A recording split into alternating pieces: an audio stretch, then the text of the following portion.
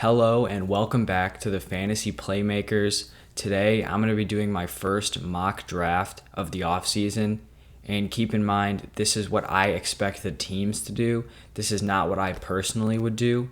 And there's going to be trades in this mock draft. As you guys are watching this video, let me know what you guys think in the comments. If you disagree on a player, let me know and explain your reasoning. This is obviously not going to be anywhere close to 100%. One guy goes to a different spot, it shifts the entire draft board. So I'm not trying to claim that this is going to be 100% accurate. There's a lot of variability with every pick. I'll be updating this mock draft right before the draft, maybe a day or two before. I'll post my 2.0. But for right now, this is what I have. If you guys are enjoying the video, liking and subscribing would help me out a ton. But let's get right into it. The first guy I have going to the Jacksonville Jaguars at number 1 is Trevor Lawrence out of Clemson. This number 1 pick is pretty much locked in.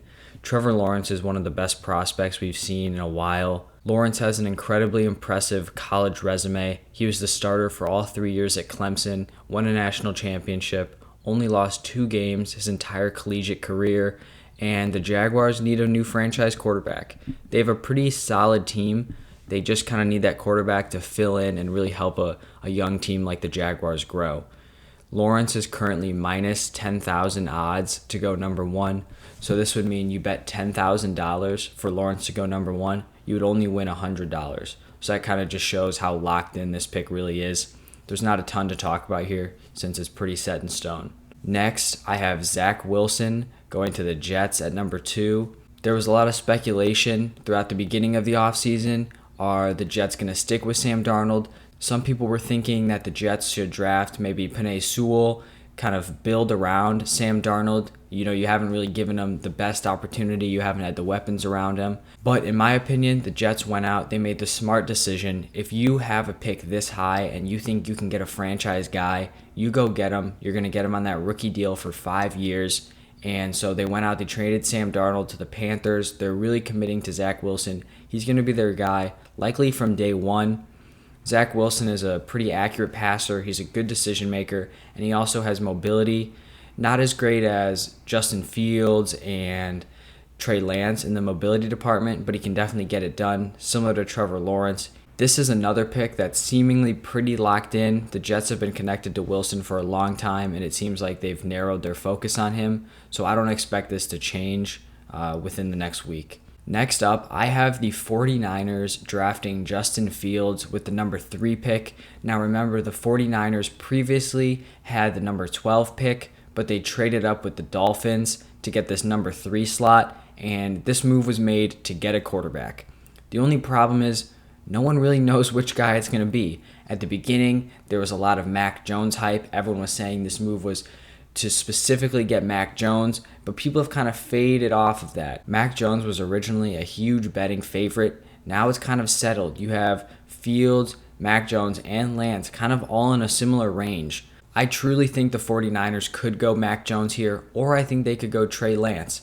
But if I was going to have to guess right now, I think they're going to go Justin Fields. He has a great arm. He's very mobile. I think it gives Kyle Shanahan a very versatile option at quarterback. Justin Fields can kind of do everything. He can make every throw, and he's also incredibly mobile, and so you can integrate that into the offense. The 49ers also have the luxury of taking a guy that maybe can sit a year or two behind Garoppolo. You still have Jimmy G there, who did bring them to the Super Bowl. Well, I don't know if he brought them there. It was a pretty stacked team, but he was a quarterback on that team that made the Super Bowl just 2 years ago.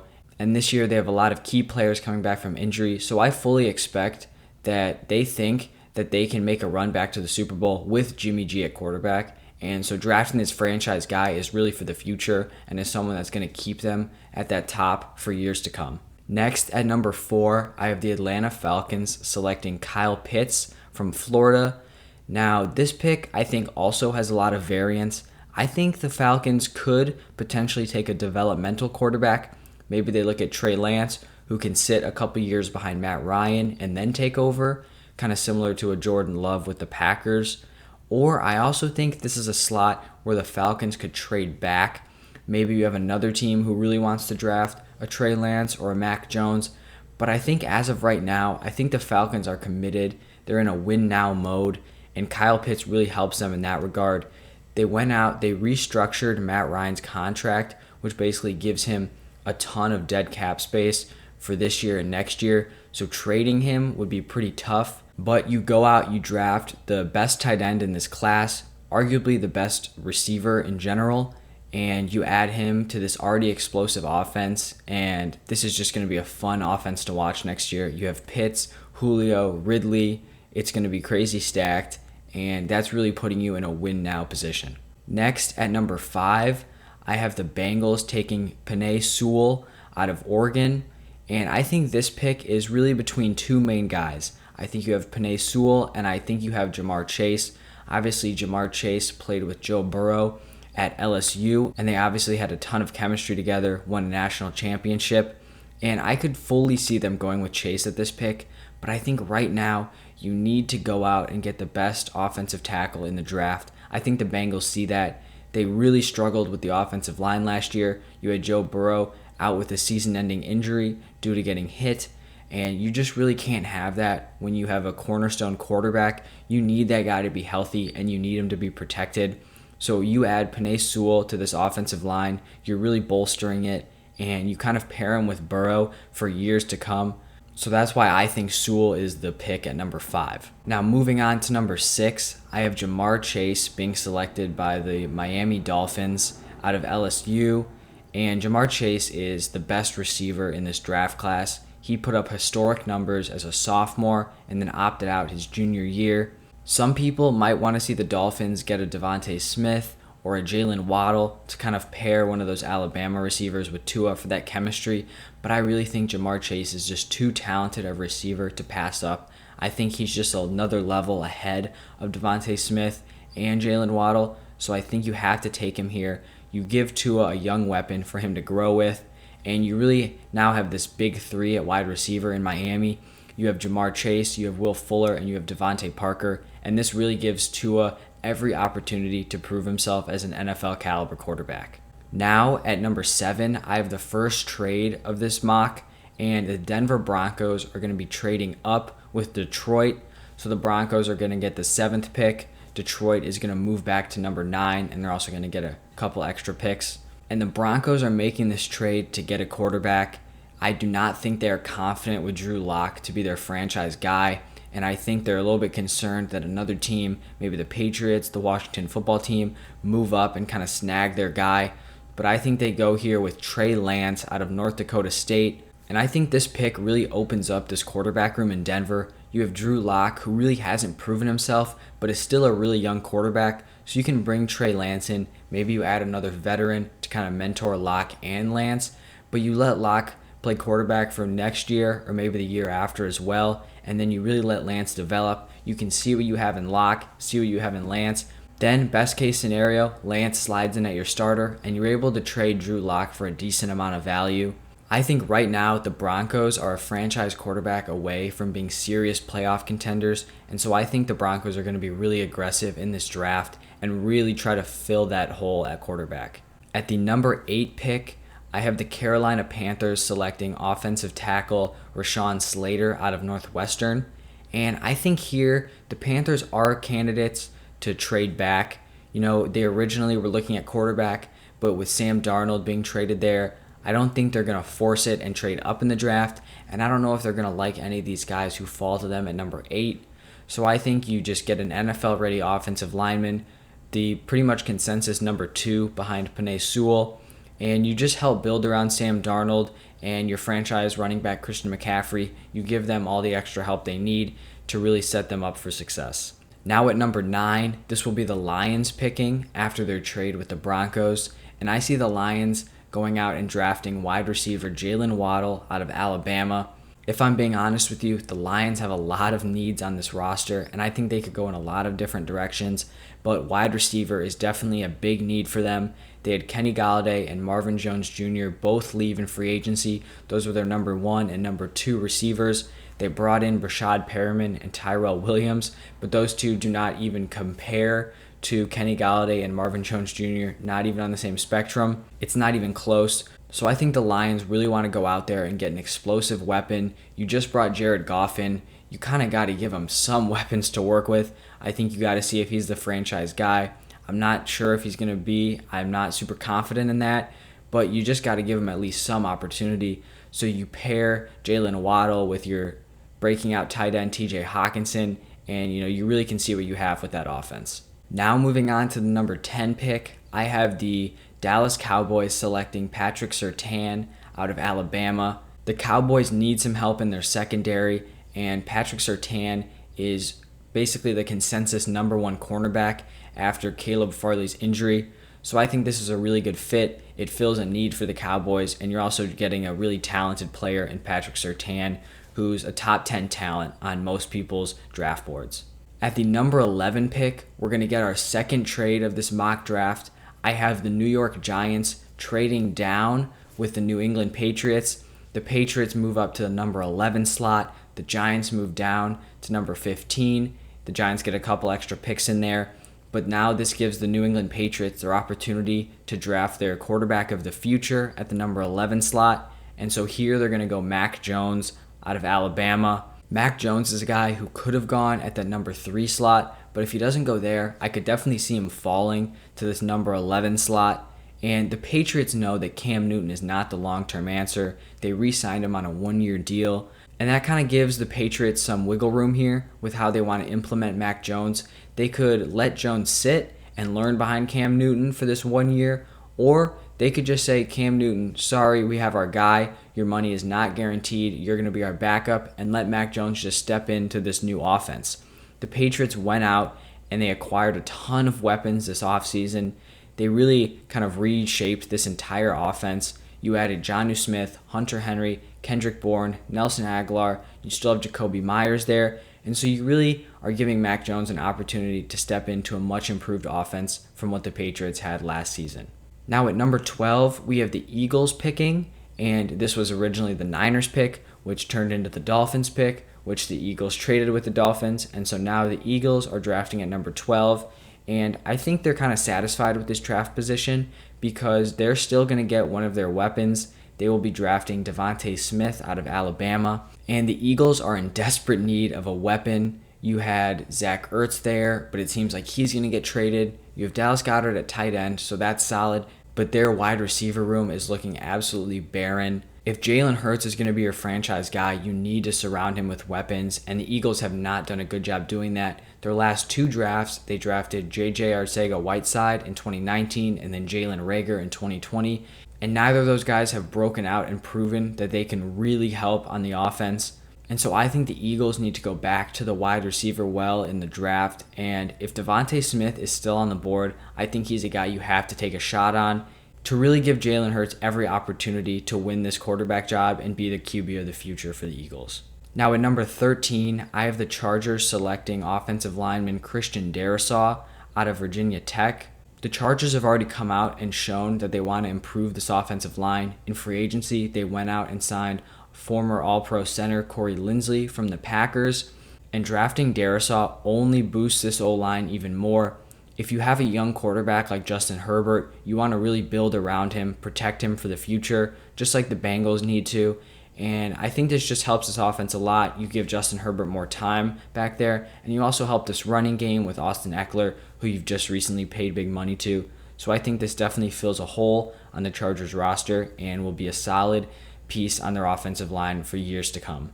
Now at the number 14 pick, I have the Minnesota Vikings drafting edge rusher Jalen Phillips out of Miami. This pick addresses a need that the Vikings have at pass rusher. They could really use a guy like that to add to their defense. Phillips does have injury concerns, but I do think his upside definitely outweighs the risk and will be a really solid fit here with Minnesota. Now at 15, we have the New York Giants picking. This was originally the New England Patriots pick, but it's now the Giants after their trade.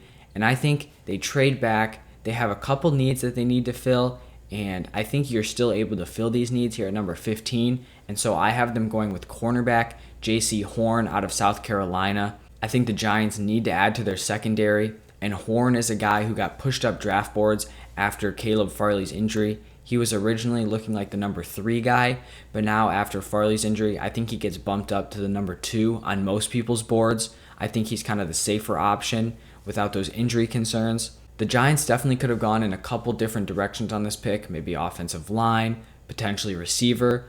But I think in the offseason, you went out in free agency and you improved the offense a bunch. You signed Galladay and Rudolph. Now it's time to really lock down that secondary.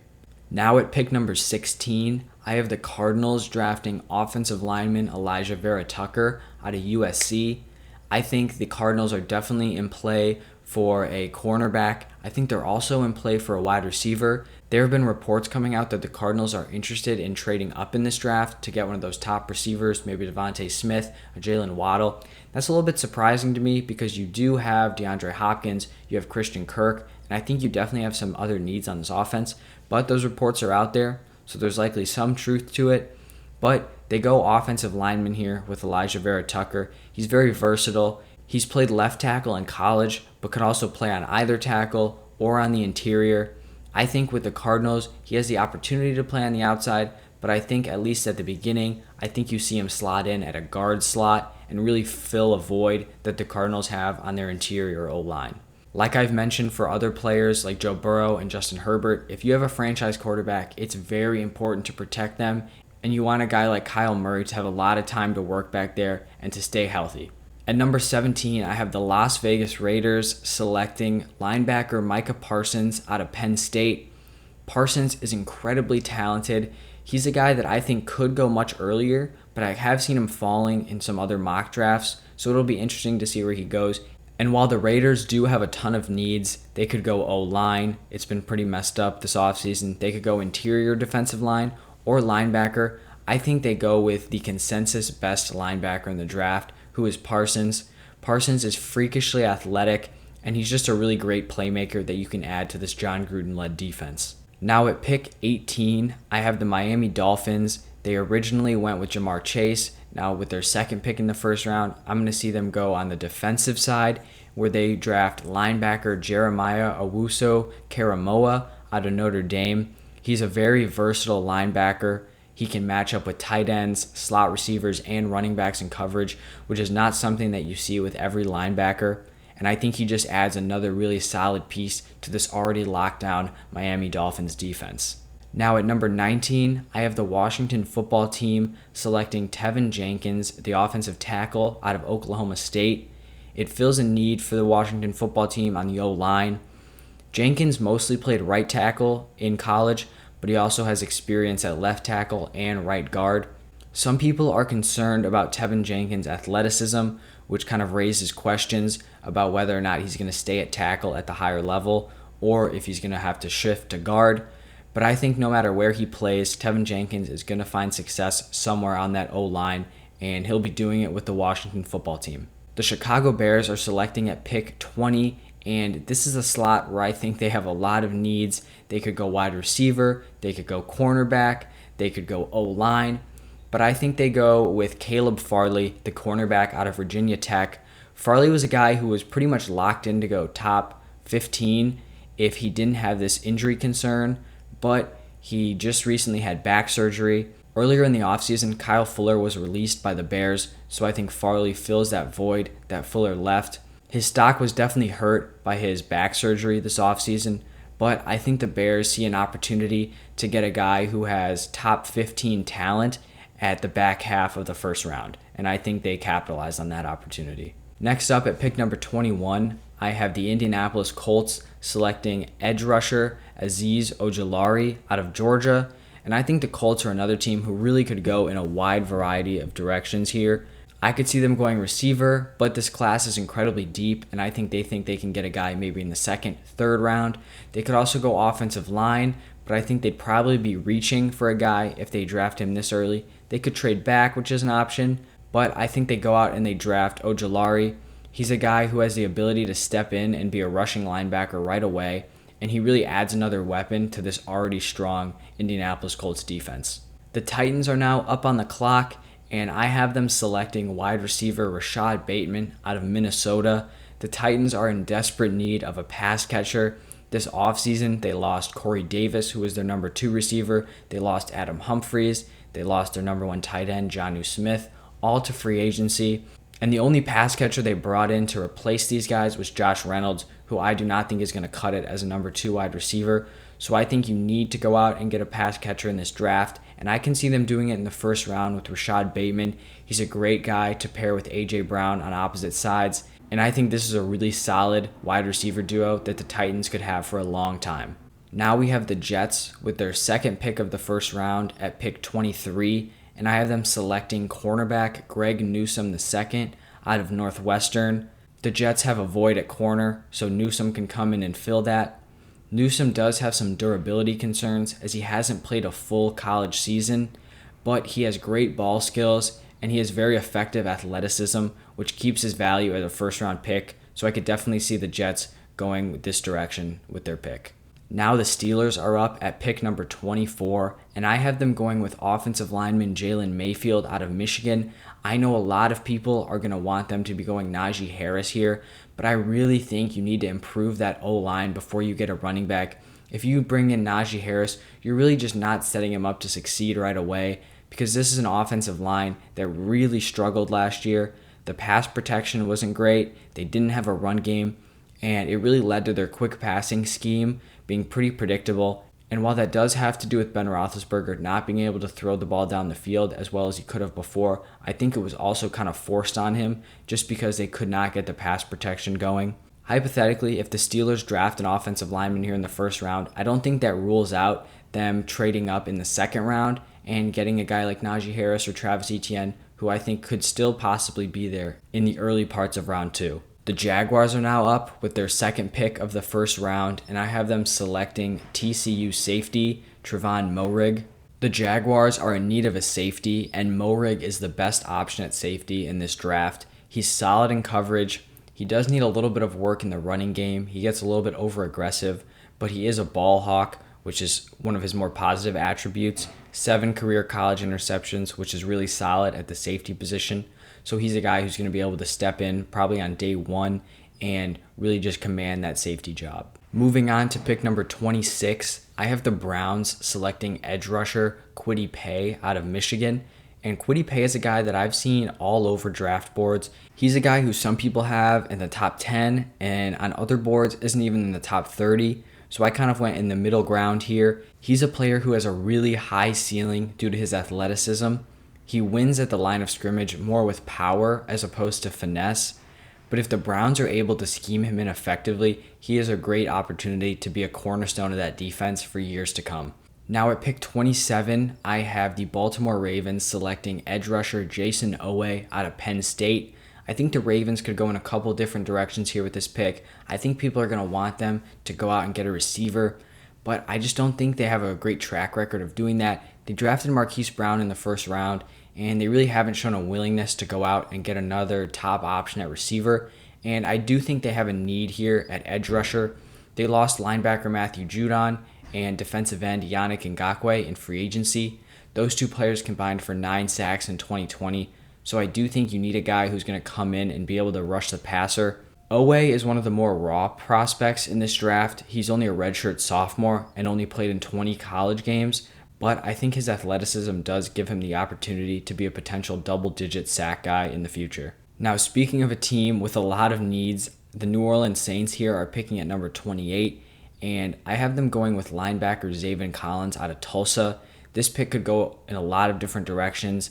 They had a pretty rough free agency where they needed to release a lot of players due to their cap struggles, but I do think linebacker is definitely a position of need for them. And Zaven Collins is also a very versatile player, one of the most versatile defenders in this draft. So I think he goes to the Saints, who can use him pretty creatively. He has the ability to defend the run, rush the passer, and drop into coverage. So that triple threat for a linebacker, which is something that a lot of these prospects cannot say they're successful in all 3 phases. Now at 29 here, I think the Packers are another team where people are going to want them to go out and help Aaron Rodgers and get him another weapon. But I just do not see them doing this. They have shown resistance to going out and drafting these top weapons for Aaron Rodgers or even signing them in free agency. So I don't expect them to change that philosophy here. And I have them drafting Landon Dickerson from Alabama, offensive lineman. In college, Dickerson played in all 5 offensive line spots, so he does have that versatility. Durability is a little bit of concern for him, as he only stayed healthy for one full college season.